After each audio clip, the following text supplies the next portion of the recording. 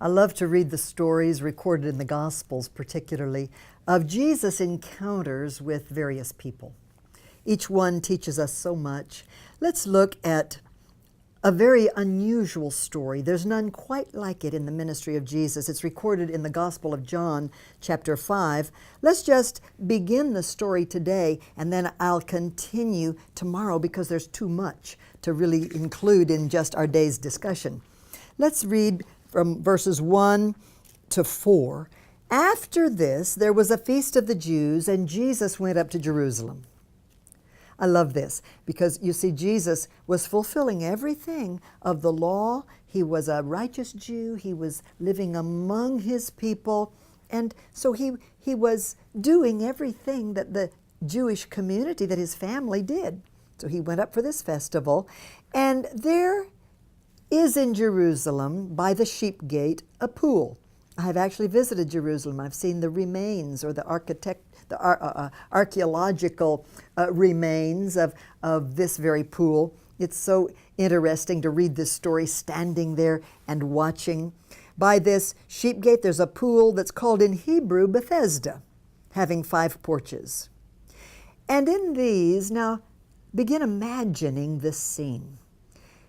In these porches lay a great multitude of sick people, blind, lame, paralyzed, waiting for the moving of the waters.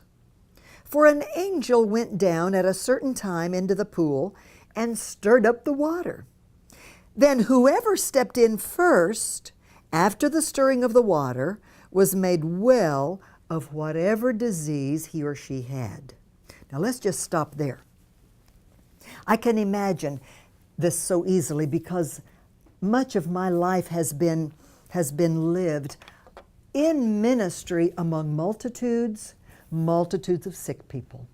When we are ministering in these various nations, and if you are watching our reports on our website, then you're seeing the pictures, you're reading the stories, you're keeping up with us day by day through every mission.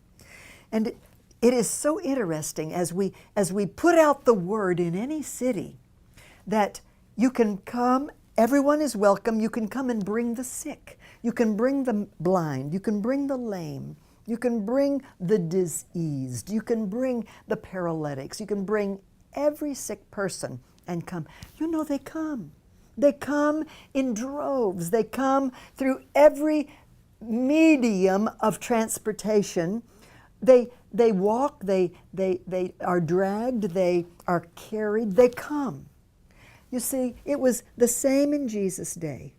Word was spreading that this pool would be troubled, and we don't know how many years this was happening, but an angel would come and would trouble the water or stir the water. Whoever was sick that got in the water first would be healed. Now, I think this is such an amazing story because we see that God has always wanted to heal sick people. What an interesting way. But here is what I want to tell you today. Wherever there are miracles, wherever people hear the wonderful good news that healings are going on, that healings are possible, that there is a God who is able and who desires to heal sick people, the sick people come. Sick people come.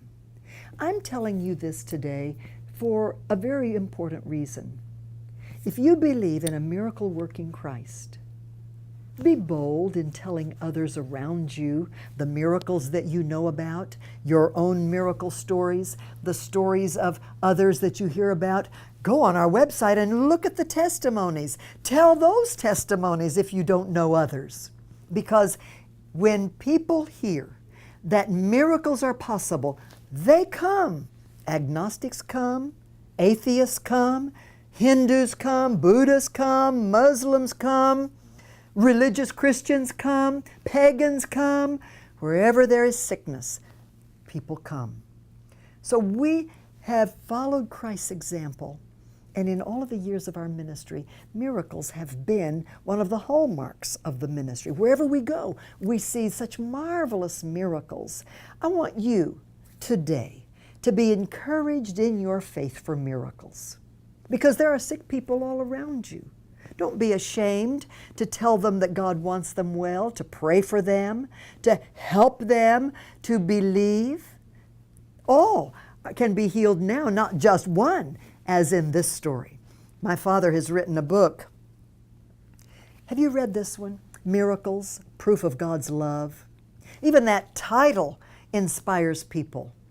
Because sometimes we think, well, Jesus only heals people because he promised, or because you pray a certain way, or you quote the right scriptures, or you've lived a certain good life. But all of that, while it's not wrong, it's not really the motive for what God does in healing sick people.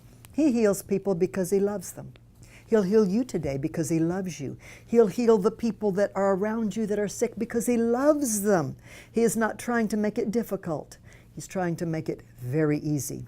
I'd love for you to order this book. It's very inexpensive, Miracle, Proof of God's Love. It's in our e-store. Don't forget the title, Miracles, Proof of God's Love. It will inspire your faith and remind you of the bigness of God's love.